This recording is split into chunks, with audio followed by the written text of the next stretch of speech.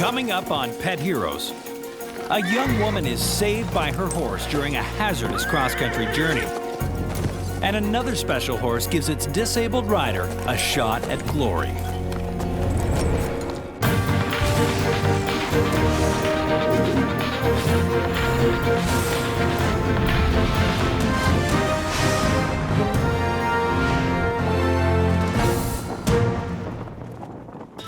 Hi, I'm Jason McCoy, and welcome to Pet Heroes.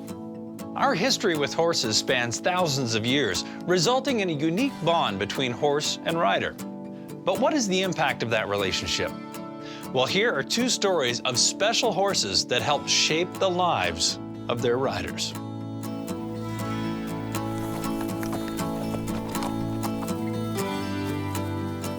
Barbara Kingscote has always had a thirst for adventure. Even at 83 years old, Barbara still takes risks. I live where I land, where someone offers me a place to live. I live there for a while.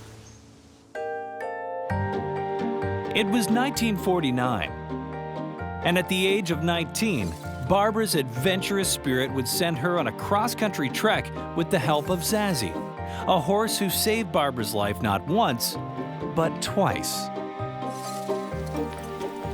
Barbara first meets Zazie while living with her close friends, Charlie and Peg Dobson, on their farm near Montreal. And Charlie loved her and taught her how to do all kinds of wonderful things.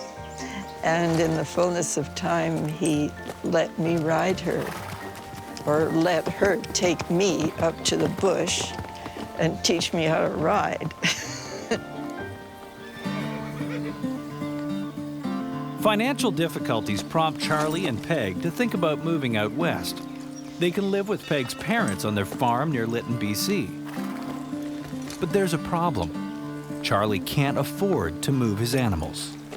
So they were talking seriously around a candle on the table. We didn't have power in that house. And the topic of Zazie came up.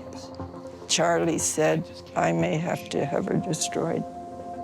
No, you can't do that. Barbara can't stand the thought of losing Zazie. And she's prepared to do anything to save Zazie's life.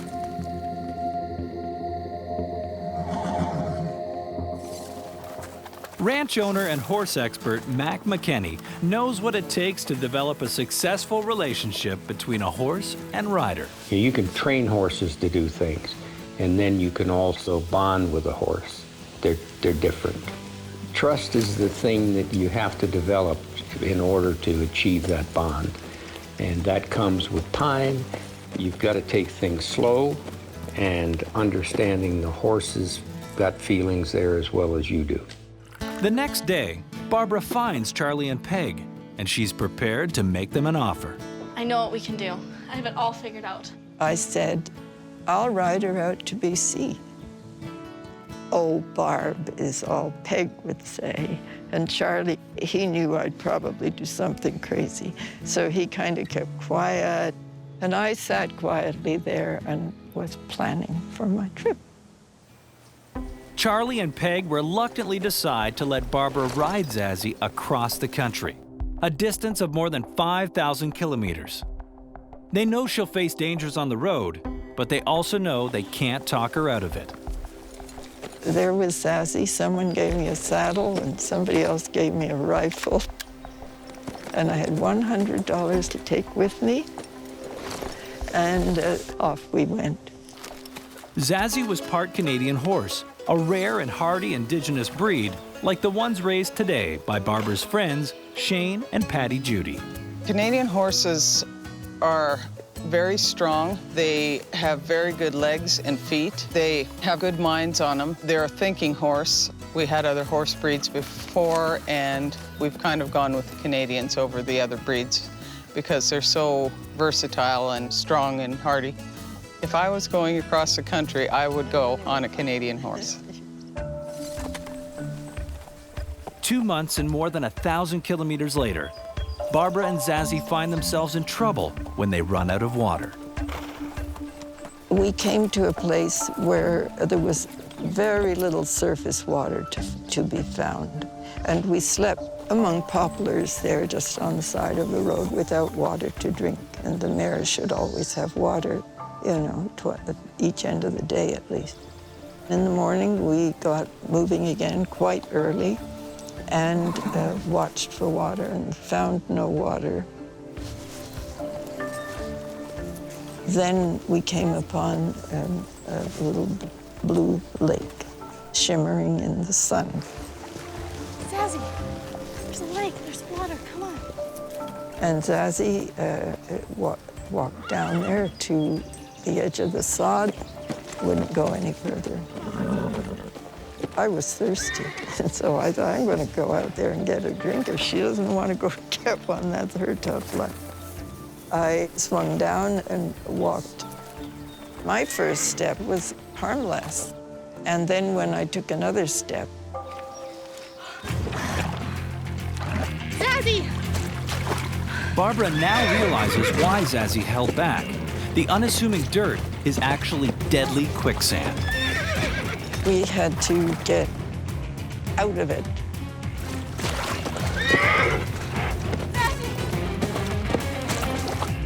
Kind of gruesome way to die.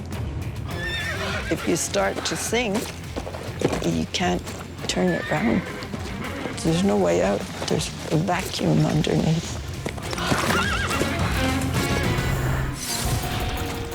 Barbara is sinking fast, and if she doesn't find a way out of this quicksand soon, she'll die.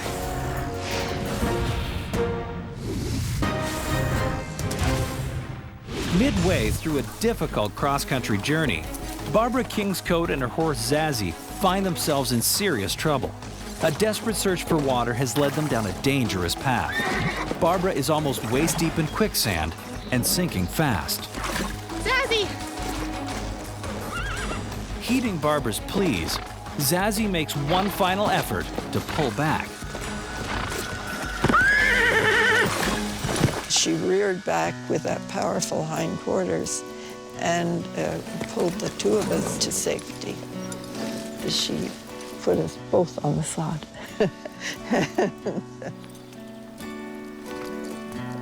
I felt very ashamed and was very quiet as we rode back out of that trail, you see. But this wouldn't be the last challenge the pair would face. Barbara and Zazie continue their journey westward through Manitoba and into Saskatchewan, where in the harsh prairie dust bowl, their bond is tested again.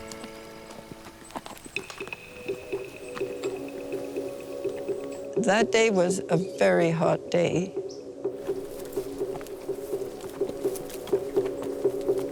Not a day when a sensible person would be sitting on a horse at midday in the sun. Zazie was thirsty, but I was more in need, and I went up a farm lane and saw a well and a pump.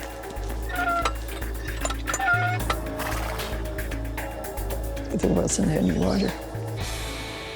And then I walked over to the house and tapped on the door, and there was no one home. Is anybody? And so I walked back and lay down in the shade of this hedge and thought I'd just lie there till I could do something else. And Zazie kept her eye on me. Barbara and Zazie are both suffering from severe dehydration. They've been without water for more than 24 hours, and they'll die if they don't get hydrated soon. I was not well at all. Wendy McClellan, a doctor of veterinary medicine, explains the dangers of dehydration. On a normal day, a horse can drink up to 40 liters of water, and add in a bit of heat and strenuous exercise, and that can triple. Dehydration in horses, just like in people, can show up with them, feeling a bit lightheaded. They're dizzy, and they can stumble, which can be very dangerous if you're riding them. They're just not as alert and paying attention to their surroundings. The time was passing, and I wasn't coming to consciousness fully.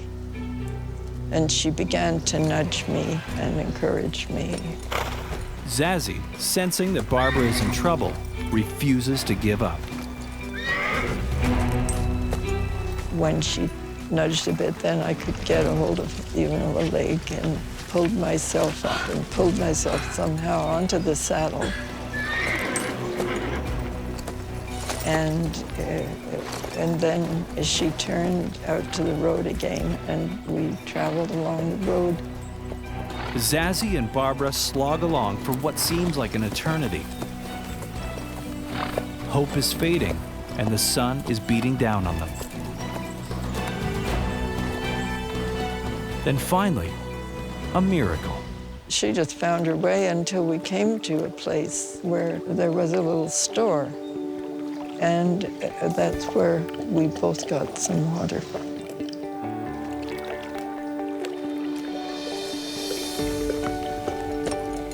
You can dehydrate pretty quickly on the prairie. I think she would have sensed that I could die, and she did something to get me moving. Zazie and Barbara share a strong bond. Because of this, Zazie's very aware of Barbara's normal routine. And when she sees her, unresponsive under that tree, she knows something's out of the ordinary and that something's wrong. In this case, when Zazie didn't get the response she expected from Barbara, she would continue and continue to nuzzle and nudge. Horses can be very persistent, and this is what saved Barbara's life. And she cared for people, so she knew how to look after me. And she used her common sense, and I had to learn that too. But on the last leg of their journey, Barbara and Zazie face one more problem. Zazie can go no further.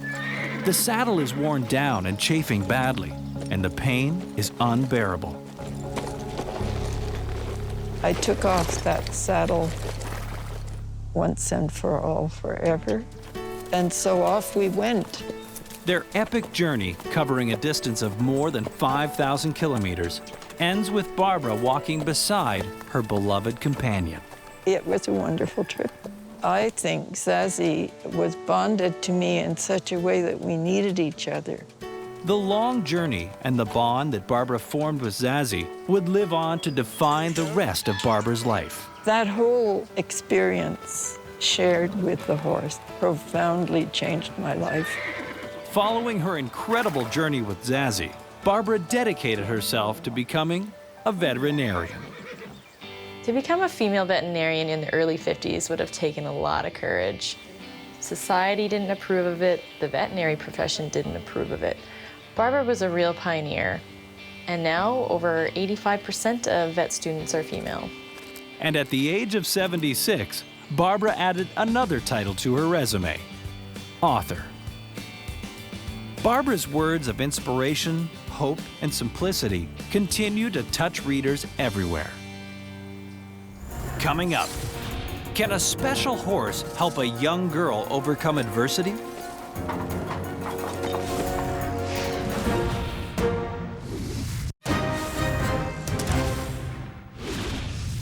We just saw how Zazie not only saved Barbara's life on 2 occasions, but also inspired her to become a veterinarian. Next, we look at the story of Stephanie and Wheezy, an incredible duo with big dreams. Stephanie Ross lives in Langley, British Columbia, with her parents Craig and Sharon and younger sister Chelsea. Stephanie's passion has always been sports. She was born with a love of the game, any game, and a fierce competitive drive. She was also born with cerebral palsy. We didn't realize that there was anything seriously wrong with Stephanie until she was about 18 months old, actually. And after many specialist appointments and hours at Children's Hospital and everything else, they finally narrowed it down. Living with cerebral palsy makes it difficult for Stephanie to move her arms and legs. Her disability never diminished her love of sports, but it seriously compromised her ability to play them. I really liked playing soccer and I liked playing baseball, but I wasn't able to. Couldn't run, couldn't kick, couldn't do any of this stuff without falling. One day she came home from school. It was sad for me. It was a hard day because she just said, "Daddy, How come I fall down all the time at school and the other kids don't? Stephanie's parents search for years to find her a suitable activity. They finally settle on equine therapy. It did a lot of good for her balance and helping her improve all of her physical abilities. It really helped her out a lot. Equine therapy is designed to really help people with emotional, social, or physical challenges. It helps them gain confidence and really gain control. Stephanie takes to the therapy so well that her parents finally get her a horse of her own. Only, they don't quite know what they've gotten themselves into. It was a calamity of two people not knowing anything about horses, a daughter that knew more than us, but still not enough to pick a horse that would be suitable. Misty didn't listen to my legs at all. We went straight, fast, or slow. Despite her challenges with Misty, Stephanie is inspired to begin competing in para-equestrian events. Just go rising and just think relaxation and rhythm right now. Stephanie begins working with Sandra Verda, who has also trained riders at the highest levels of competition, including the Olympics. I'm a trainer and coach and have been for many years working with able-bodied riders and also specializing in para-equestrian athletes, so developing riders from the grassroots level through to international competition. Stephanie has decided to focus on competing in dressage, Sandra's specialty. It's like ballet on horseback. It's a communication between a horse and a rider that is beautiful to watch. It's like a quiet dance. Before Sandra agrees to take Stephanie on as a student, she needs to see her ride. When I first arrived at the assessment, she was very nervous. She didn't know what to expect, didn't have a lot of training. And I'd get all straight and I'd sit properly and my horse is running around, not doing anything properly, but I still tried to impress Sandra.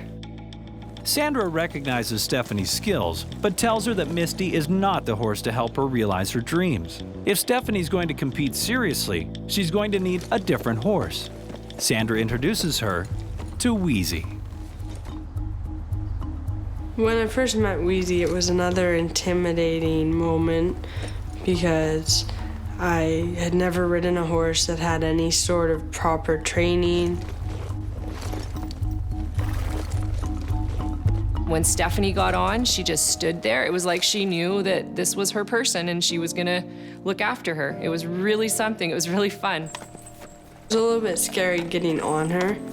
I'd never ridden a horse as big as Wheezy, but I had been around barns with bigger horses. Stephanie rode her and it was perfect. It was such a great match. It was like it was meant to be. And sometimes it just works that way. We had to learn everything between the two of us because I had no experience with horses that listened, and she had no experience with having a disabled rider on her. Over the next few months, training goes well and the pair become inseparable.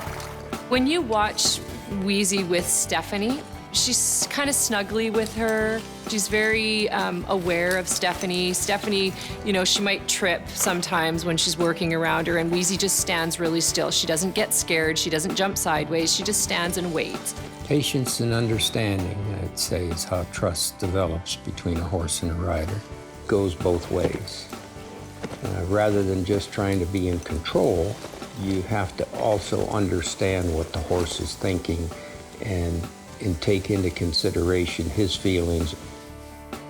After months of training, it's finally time to compete. In March 2011, we went down to Stephanie's first official international competition in California. Leading up to that, Stephanie was very nervous, to the point where I thought, oh boy, I don't know about this. I sure hope she settles down because she's that nervous going into the ring. It's gonna be a problem. The moment arrives. After waiting a lifetime to compete in sports, Stephanie finally has her chance. After my first ride, I had made a few little glitches and I was so upset I'm crying. And And then I look at the result board and I had won my class. I didn't think I was going to win anything. I ended up winning all 3 of my classes, and Team Canada won first overall. It was very, very exciting for me. She's currently 6th in Canada for paraequestrian dressage, and that's a really huge feat, especially for the short time that she's been doing this. She feels like she's part of a group that doesn't focus on the fact that she's Stephanie with a disability. She's just Stephanie that rides, Stephanie and Wheezy, you know, and that's huge. When I'm on Wheezy, we have our music and we both know it, and it's really fun because we're dancing together, and Wheezy's legs, they're doing what I'm asking them to do. Now, Stephanie and Wheezy dream of competing for Canada in the next Paralympics. Oh my God, the things she's achieved, I didn't think they would ever be possible. We're pretty touched. It's just given her a freedom and a release on life, I guess, that she just couldn't do on her own. Wheezy is definitely a hero. She allows me to be myself, and she accepts me better than anybody. She never gets mad at me, she's never grumpy, she's very accepting and allows me into a whole different part of the world than I was ever in before. Wheezy and Zazzy are 2 amazing horses who help shape the lives of their riders. Without Zazzy, Barbara's life-changing journey may have ended in disaster and she may never have become a vet.